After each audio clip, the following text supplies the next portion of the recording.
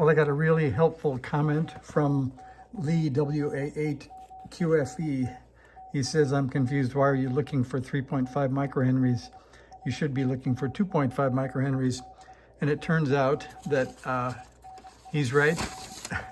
And if you look at my NorCal 40B schematic, let's see if we can zoom for you. It actually says 30 turns, T37-2 for 3.5 microhenries. So that's why I was doing it. But I looked in the NorCal 40A manual that's here. And if I go back to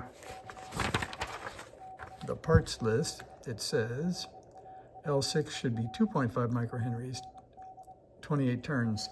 So all this winding and squeezing I've been doing trying to get 3.5 microhenries out of it wasn't the right thing.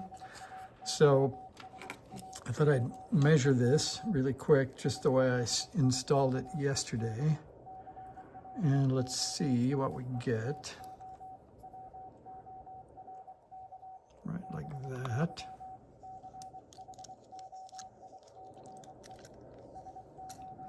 And that looks an awful lot like 3.5. So let's take a turn off.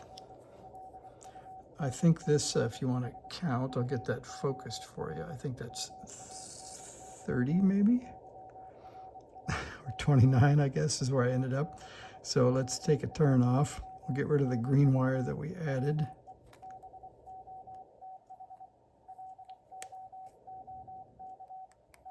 I guess some tweezers might be in order here. All right, so let's measure that.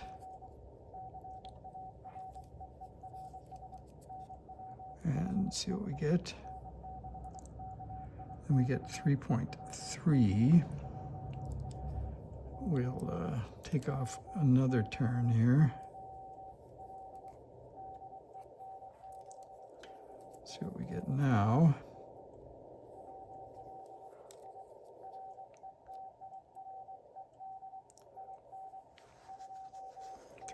.2.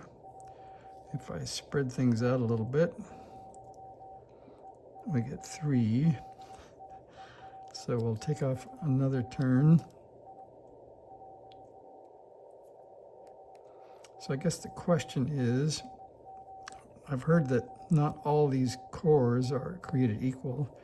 So this one may be slightly different material, I guess, and causing more inductance. We're at 2.9. We'll just take off one more. And I think if I think back to when I peaked that filter, there's that question, if your capacitor that you're tuning with the variable is in range, there should be 2 peaks because of the way those caps are built as a half circle. And I don't remember back, I'll check that. I think we have one other example. My NorCal 40B might have the same issue. So I'll check that and make sure that I do get 2 peaks instead of 1.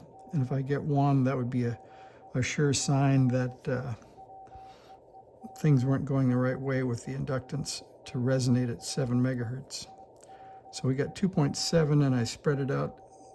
We get 2.6, so I guess we'll take off one more. And that might get me down to 2.5, and I'll put that in a few minutes, and we'll fire it up and measure the voltages together and see if we're back in business. And that would sort of explain why we couldn't get that peak to be as high as we wanted it to be. Come on, come on, come on. Well, there's a nice 2.5. So we'll put that in. You guys can count the turns now. And I'll go ahead and put it in. I won't make you wait through all the soldering, and we'll get another video up to show you what we get for driver output. Thanks for watching. See ya. Oh, and thank you a lot, Lee WA8QFE for the eagle eye, seeing that I'm chasing the wrong squirrels. See you guys.